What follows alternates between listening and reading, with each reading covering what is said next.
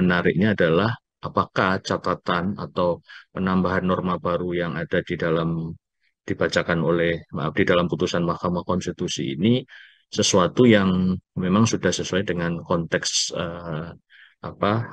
mekanisme atau ketentuan yang diatur dalam kehidupan yang berdasarkan pada konstitusi dalam Undang-Undang Dasar, maka sebetulnya Mahkamah Konstitusi adalah menurut pandangan saya sih akan lebih baik ketika MK tidak menambahkan satu norma baru itu karena norma baru ini adalah norma open legal policy.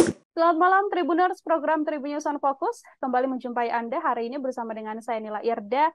Saat ini saya akan membahas terkait bagaimana hasil putusan dari Mahkamah Konstitusi yang baru saja hari ini diketuk palu terkait batas usia Capres dan juga Cawapres. Untuk membahas hal tersebut, saat ini saya sudah tersambung bersama dengan pakar hukum tata negara dari UNER, ada Bang Muhammad Syaiful Aris, yang sudah tersambung dalam sambungan Zoom. Bang Aris, selamat malam, selamat bergabung. Apa kabar, Abang?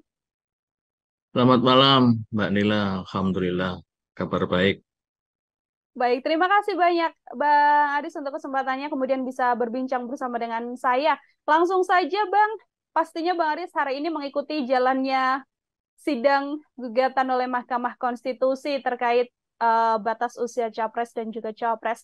Untuk pengantar awal, Bang Aris, ini tadi di awal MK sempat menolak begitu kan, salah satu gugatan yang kemudian akhirnya di gugatan lain diterima dengan catatan adalah di bawah 40 tahun diizinkan untuk menjadi masuk dalam kontestasi Pilpres asalkan pernah menjadi kepala daerah. Untuk pengantar silahkan Bang Aris. Seperti apa dari kacamata Bang Aris? Ya, hari ini kita bisa mengikuti ya pembacaan putusan Mahkamah Konstitusi ya, secara live karena Mahkamah Konstitusi menayangkan itu di Hmm. media MK dan kalau kita lihat ada 11 putusan Mbak Nila yang berkaitan dengan uji material usia pasangan calon presiden dan wakil presiden ini. Nah salah satu yang menarik menurut saya adalah putusan Mahkamah Konstitusi yang nomor 90 garing PUU 21 2003 ini yang dalam amar putusannya menyatakan mengabulkan sebagian. Nah, kalau kita lihat dari sisi substansinya dari isi dari putusan ini kan menyatakan mengadili ya secara singkatnya itu lengkapnya adalah syaratnya adalah berusia paling rendah 40 tahun atau pernah garing sedang menduduki jabatan yang dipilih melalui pemilihan umum termasuk pemilihan kepala daerah. Jadi ini adalah satu norma baru yang diberikan oleh Mahkamah Konstitusi berkaitan dengan penambahan pernah atau sedang menduduki jabatan yang dipilih melalui pemilihan umum termasuk pemilihan kepala daerah. Jadi ini syarat berusia paling rendah atau minimal itu kemudian ditambahkan dengan syarat yang ditambahkan oleh Mahkamah Konstitusi. Jadi kalau kita lihat maknanya, maka ketentuan yang putusan ini menambahkan mereka yang pernah menduduki jabatan yang dipilih melalui pemilihan umum itu kan diatur di dalam pasal 22E Undang-Undang Dasar ya. Itu Mhm. dia mereka yang pernah menduduki jabatan sebagai anggota DPR, kemudian Dewan Perwakilan Rakyat Daerah, Presiden dan Wakil Presiden, dan Dewan Perwakilan Rakyat Daerah itu memungkinkan. Plus yang pernah menduduki jabatan sebagai kepala daerah itu bisa untuk memenuhi syarat yang disyaratkan oleh Undang-Undang Pemilu dengan putusan Mahkamah Konstitusi. Begitu, Mbak Nila. Hmm. Oke, ini terkait tadi gugatan nomor 90 sendiri, Bang Aris. Ini kan memang dari gugatan awal, ya ini dari PSI, kalau saya tidak salah, ini kan ditolak begitu kan oleh Mahkamah Konstitusi. Kemudian yang kedua adalah diterima dengan catatan itu tadi, harus pernah menjabat sebagai kepala daerah. Ini kan juga menjadi eh, salah satu perdebatan juga di publik yang awal ditolak, yang kemudian akhirnya dilengkapi. Ini kalau dari sisi hukum sendiri, artinya seperti apa, Bang Aris? Apakah yang sebelumnya memang gugur karena sudah dilanjutkan dengan gugatan selanjutnya atau seperti apa? Iya, kalau kita lihat satu persatu ya, karena kalau dilihat di putusan Mahkamah Konstitusi itu ada 11 putusan ya. Nah, putusan yang diajukan oleh PSI itu yang nomor 29 ya. Nah, itu memang ditolak permohonan untuk seluruhnya ya. Nanti selengkapnya bisa dibaca argumentasi penolakannya. Hmm. Tetapi yang penting dan berakibat hukum bagi penyelenggaraan proses penyelenggaraan pemilu kita ke depan itu adalah yang putusan yang nomor 90 itu. Karena Hmm. putusan 90 ini kan menguji terhadap ketentuan yang ada di pasal 169 huruf Q Undang-Undang Nomor 7 Tahun 2017 yang mengatur bahwa berusia paling rendah 40 tahun. Artinya kalau mendasarkan pada Undang-Undang 7 tahun 2017, maka syaratnya mutlak hanyalah mereka yang telah berusia 40 tahun. Tapi dengan adanya putusan Mahkamah Konstitusi nomor 90 ini memberikan peluang bagi mereka yang belum berusia 40 tahun ya, tapi pernah menduduki jabatan yang dipilih melalui proses pemilihan umum termasuk pemilihan kepala daerah untuk bisa menduduki untuk bisa memenuhi syarat sebagai calon presiden dan wakil presiden. Artinya kalau ada calon yang sudah pernah menduduki jabatan itu termasuk pernah menjadi atau sedang sebagai kepala daerah bisa memenuhi syarat itu. Artinya Hmm. beliau yang bersangkutan itu bisa dicalonkan sebagai calon calon presiden atau calon wakil presiden. Dan ini adalah penormaan baru yang ditambahkan oleh Mahkamah Konstitusi. Nah, itu secara teori memang ini akan bisa menarik untuk didiskusikan karena pasti akan ada pro dan kontra terhadap putusan Mahkamah Konstitusi. Tapi putusan Mahkamah Konstitusi di sistem hukum kita adalah putusan putusan MK itu bersifat final dan mengikat gitu. Hmm. Artinya KPU sebagai penyelenggara pemilihan umum itu, nah menurut saya memang nggak ada pilihan karena KPU adalah pelaksana dari ketentuan peraturan perundang-undangan. Nah, termasuk putusan Mahkamah Konstitusi adalah putusan yang mengikat dan harus dijalankan sebagai peraturan yang merupakan rambu-rambu dalam penyelenggaraan kehidupan bernegara ini. Hmm. Gitu, Mbak Akan Nela. ya baik Bang Arisa kan kemudian dipergunakan begitu ya dalam kontestasi pemilu di 2024 mendatang. Dalam sidang yang kemudian dilaksanakan hari ini begitu Bang Aris kan kalau kita melihat salah satu pertimbangannya terkait kepala daerah. Ini kan juga masih menimbulkan perdebatan juga di level mana seseorang menjadi kepala daerah yang dimaksudkan dalam putusan tersebut sehingga kemudian bisa maju untuk dalam kontestasi Pilpres 2024 mendatang. Kalau dari pandangan Bara Adi sendiri seperti apa Bang? Terkait kepala daerah ini, level mana yang kemudian bisa menjadi patokan? Kalau kita lihat ya, apa yang dimaksud dengan kepala daerah itu memang diatur di dalam konstitusi ya, di Hmm. pasal 18 ayat 4 Undang-Undang Dasar kita itu menyatakan bahwa pengaturan kepala daerah itu ya termasuk di dalamnya adalah pemilihan untuk gubernur, itu yang disebut dengan pemilihan kepala daerah gubernur, kemudian bupati atau wali kota itu adalah termasuk bagian dari lingkup apa yang dimaksud dengan kepala daerah. Karena ya menurut undang-undang apa itu? Menurut Undang-Undang 10 Hmm.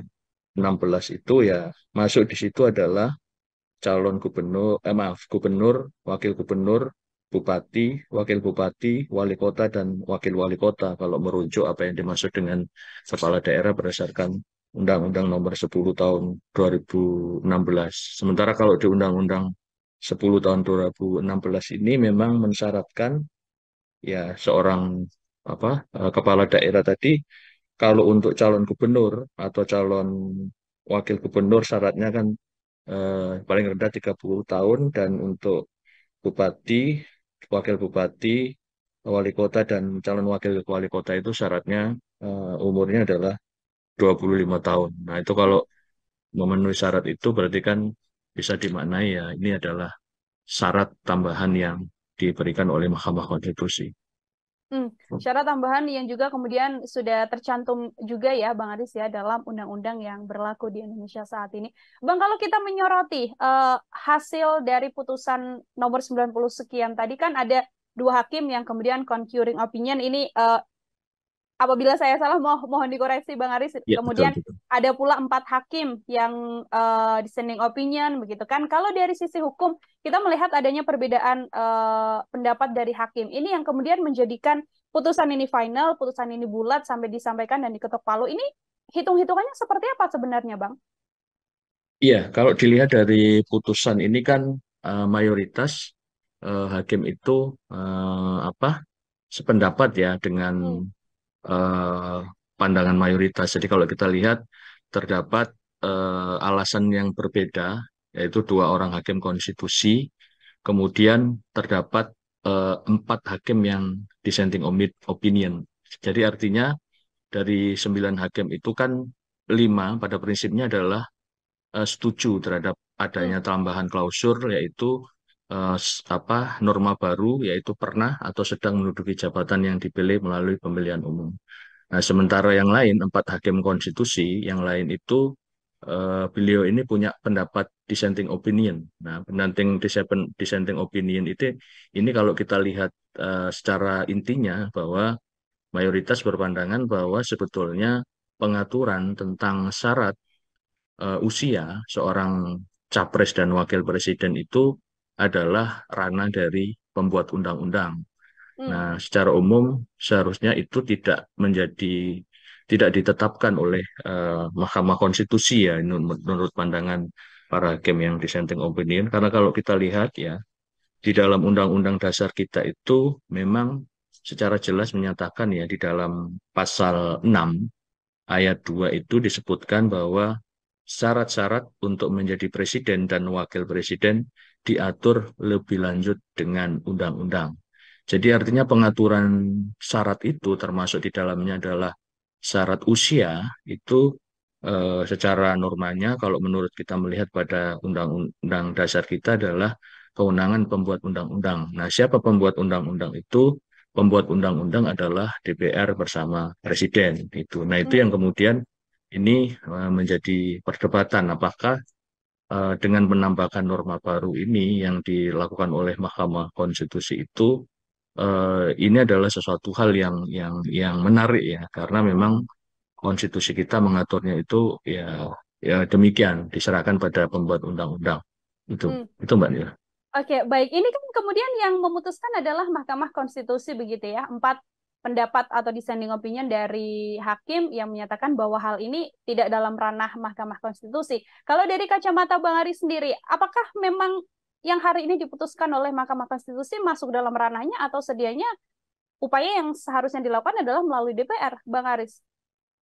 Iya, kalau pandangan saya ya, tapi pandangan saya ini tentu kita tetap harus menghormati putusan Mahkamah Konstitusi ya yang sudah bersifat final dan mengikat.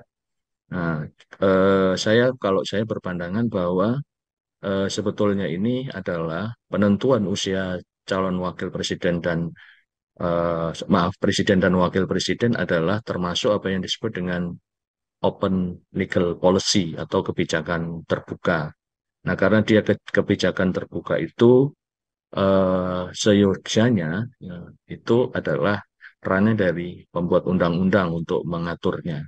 Nah, artinya Mahkamah Konstitusi kan kewenangannya adalah menguji apakah suatu norma yang ada di dalam undang-undang itu bertentangan dengan undang-undang dasar atau tidak. Nah, ketika norma itu tidak dijelaskan secara konkret dalam undang-undang dasar, maka sebetulnya Mahkamah Konstitusi adalah menurut pandangan saya sih akan lebih baik ketika MK tidak menambahkan satu norma baru itu karena norma baru ini adalah norma open legal policy kebijakan terbuka yang menjadi kewenangan dari pembuat undang-undang gitu. Hmm.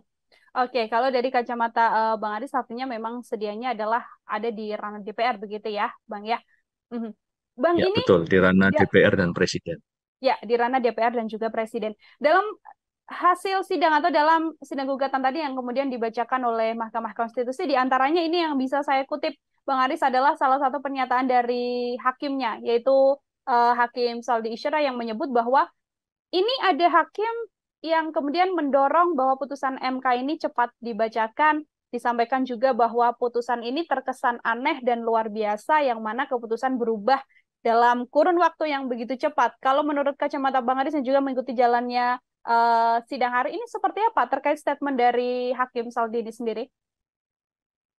Nah, berkaitan dengan pandangan ya, yang dari masing-masing hakim itu kan kita bisa baca ya pandangan itu karena itu masuk dalam bagian dari putusan. Nah, itu putusannya kan bisa diakses secara terbuka, yang bisa diakses melalui websitenya Mahkamah Konstitusi. Nah, kalau problem di internal tentu sebelum membacakan putusan, ini kan sesuai dengan prosedur kan Mahkamah Konstitusi melakukan rapat permusyawaratan ya secara internal yang sifatnya tertutup untuk menentukan pandangan itu. Nah, tetapi pandangan akhirnya masing-masing pendapat majelis ini, hakim Mahkamah Konstitusi itu kan diberikan, termasuk hakim yang lain, adalah kebebasan untuk menentukan pandangan hukumnya, di mana di dalam pandangan itu seorang hakim bisa menentukan apabila yang bersangkutan beliau-beliau itu berbeda pandangan bisa memberikan dissenting opinion. Nah, pandangan-pandangan ini sebetulnya kan menarik untuk dilihat gitu. Nah, Hmm. bagaimana sih sebetulnya publik bisa menilai proses terhadap pembacaan putusan ini gitu. Apakah eh, perdebatannya tadi eh, menariknya adalah apakah catatan atau penambahan norma baru yang ada di dalam dibacakan oleh maaf di dalam putusan Mahkamah Konstitusi ini sesuatu yang memang sudah sesuai dengan konteks apa mekanisme atau ketentuan yang diatur dalam kehidupan yang berdasarkan pada konstitusi. Karena memang secara teori ya yang saya Hmm. pahami bahwa ini adalah eh, kalau kita baca tadi yang sudah saya sebutkan di pasal 6 ayat 2 Undang-Undang Dasar itu, Undang-Undang Dasar kita kan memberikan kewenangan, atribusi kewenangan yang melekat sebagai sumber kewenangan itu pada yang namanya undang-undang. Nah, tetapi meskipun demikian, Mahkamah Konstitusi dengan pendapat mayoritas menyatakan menambahkan norma yang termasuk di dalamnya adalah tadi sedang pernah atau sedang menduduki jabatan yang dipilih melalui pemilihan umum termasuk pemilihan kepala daerah. Hmm. Sehingga dengan ditambah dengan adanya dissenting opinion dari para hakim ya, 4 orang tadi ini menunjukkan bahwa memang sebetulnya di dalam internal Mahkamah Konstitusi kemungkinan ya karena sifatnya sidangnya maaf rapat permusyawaratan yang tertutup, kemungkinan waktu rapat ini sangat seru pembahasannya Hmm. karena ya akhirnya biasanya ya dalam tahapan pengambilan keputusan itu kan dilakukan usaha untuk dilakukan musyawarah mufakat gitu kan. Artinya semua hakim diarahkan kalau memungkinkan untuk memberikan satu pandangan yang sama. Tapi karena Mahkamah Konstitusi dalam memberikan satu putusan ya, beliau-beliau itu kan terikat dengan waktu. Nah, karena mungkin waktu yang sudah ditentukan, maka mau tidak mau kan harus melakukan pengambilan suara dengan suara terbanyak, sehingga keluarlah putusan sebagaimana yang bisa kita akses secara terbuka. Itu Hmm. Mbak Nila. Ya, artinya memang perjalanan sidang sampai kemudian diputuskan ini, kalau dari kacamata Bang Aris, sudah sesuai dengan mekanisme dan sudah sesuai dengan prosedur yang memang seharusnya berlaku ya, Bang ya? Ya, secara ketentuan memang tahapan-tahapan dan prosedur itu sudah diatur ya di dalam undang-undang dan peraturan peraturan di Mahkamah Konstitusi masing-masing tahapan itu yang di mana masing-masing pihak diberikan kesempatan untuk memberikan argumentasinya dan menyampaikan bukti. Kemudian masing-masing hakim itu diberikan kesempatan untuk memberikan putusan karena Mahkamah Konstitusi ini kan sebagai the guardian of the Constitution, sebagai penentu apakah ada ketentuan peraturan perundang-undangan yang bertentangan dengan undang-undang dasar atau tidak gitu. Hmm. Baik, Bang Aris, ini saya juga masih mengutip statement dari Hakim Saldi Isra yang juga dissenting opinion terkait hal ini yang merasa bahwa syarat pengalaman kepala daerah ini kemudian disangkutkan dengan salah satu kepala daerah juga, yaitu Wali Kota Solo, Mas Gibran Rakabuming Raka, yang mana juga dalam statementnya mengatakan bahwa secara kasat mata permohonan nomor 90 tahun 2023 ini menggunakan pengalaman sekaligus dari Wali Kota Solo, Gibran Rakabuming Raka, sebagai acuannya. Apakah kalau dari pertimbangan hal tersebut, ini hal yang wajar untuk kemudian diputuskan di bawah 40 tahun boleh asalkan merupakan kepala daerah, atau ini kalau dari kacamata Bang Aris ada kepentingan tertentu untuk kemudian membawa nama Gibran sebagai acuan untuk keputusan sidang hari ini? Ya, kalau dilihat dari proses persidangan ya, tentu ini bisa ditafsirkan luas ya. Hmm. Apakah di balik itu ada kepentingan atau tidak? Tapi kalau saya lebih condong melihat dari aspek apa konstitusinya ya. Kalau saya lihat dari aspek konstitusinya, menurut pandangan saya selazimnya ini adalah ruang atau yang sudah saya sebutkan tadi di awal ini adalah open legal policy ya, kebijakan terbuka. Nah, kebijakan terbuka ini akan menjadi riskan ya dalam pandangan saya kalau kemudian Mahkamah Konstitusi banyak memasukkan norma-norma baru di dalamnya itu. Karena tentu ini akan menjadi satu penilaian publik dan khawatirnya ke depan ini akan menjadi satu catatan terhadap eksistensi Mahkamah Konstitusi karena eh, publik akan menilai apakah memang putusan Mahkamah Konstitusi ini memiliki nilai-nilai tertentu atau tidak.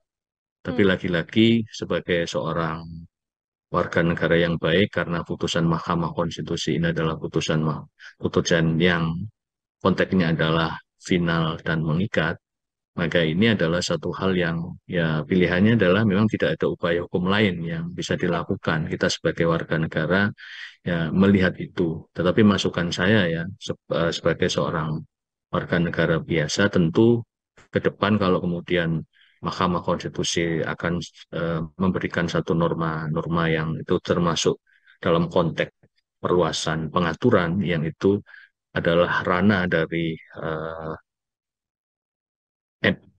ranah dari DPR dan Presiden, tentu ini akan cukup riskan ke depannya kalau itu selalu digunakan. Hmm. Oke, baik. Bang Aris, dua pertanyaan terakhir dari saya ini masih menyangkut soal bagaimana putusan yang kemudian dijatuhkan oleh Mahkamah Konstitusi. Yang kita tahu dan tidak bisa dipungkiri juga bahwa Ketua Mahkamah Konstitusi, ini Pak Anwar Usman adalah dekat begitu ya dengan keluarga Presiden Jokowi, paman juga dari Gibran Rakabuming Raka, yang juga ipar dari Presiden Joko Widodo. Di awal disampaikan oleh beberapa hakim yang mana putusan awal begitu ya bisa saya sampaikan. Namun kemudian ketika Anwar Usman ini tidak bergabung dalam rapat atau dalam rapat musyawarah yang pertama, kemudian hasilnya berbeda dengan ketika memang Anwar Usman ini masuk atau terlibat dalam rapat musyawarah yang dilakukan oleh hakim-hakim di Mahkamah Konstitusi. Anda melihatnya seperti apa? Ya, satu hal ya, se- sebagai seorang hakim itu pada prinsipnya hakim itu akan lebih bagus kalau merana melihat pada dua hal yang cukup signifikan ya. Yang pertama adalah berkaitan dengan apa yang dimaksud dengan integritas. Hmm. Jadi hakim itu akan sangat dihormati oleh publik dan masyarakat percaya kalau hakim itu berpegang teguh pada prinsip integritas. Itu yang pertama. Yang kedua, bahwa hakim itu juga akan sangat luar biasa kalau selalu berpegang teguh pada prinsip imparsialitas. Jadi putusannya itu adalah satu putusan yang betul-betul independen yang didasarkan pada aspek hukum semata gitu. Sehingga orang menjadi sangat trust terhadap dunia peradilan itu. Tetapi kalau di dalamnya saya mohon maaf tidak tahu ya di dalam aspek secara teknisnya apakah tadi yang ditanyakan oleh Mbak Nila itu konteksnya seperti apa. Tapi saya menekankan pada dua prinsip tadi yaitu imparsialitas dan integritas itu. Hmm. Imparsialitas dan juga integritas dari hakim yang kemudian tidak ada kepentingan tertentu begitu ya, Bang Aris ya, untuk kemudian Betul. menghasilkan suatu putusan yang tidak juga berkepentingan untuk publik. Bang, ini terakhir dari saya dan juga sebagai closing statement dari Bang Aris, kalau melihat hasil putusan hari ini dari kacamata Anda sebagai pakar hukum tata negara begitu ya, apakah memang hasil putusan ini murni tanpa ada kejanggalan dan juga kepentingan apapun, atau justru obrolan yang muncul di publik ini adalah semakin menguatkan bahwa Mahkamah Konstitusi tidak murni dan perlu adanya something yang kemudian dilakukan untuk menjaga integritas dari Mahkamah Konstitusi ini? Ya, kalau saya secara konteksnya ya tidak tahu karena tidak mengikuti proses di internalnya secara langsung ya. Tapi ada sesuatu hal yang menarik gitu kan. Kalau kita baca di dalam putusan yang disampaikan oleh para hakim MK, tadi yang 9 itu, saya melihatnya ada beberapa hakim yang eh, waktu membacakan dissenting opinion itu terlihat kesan ada satu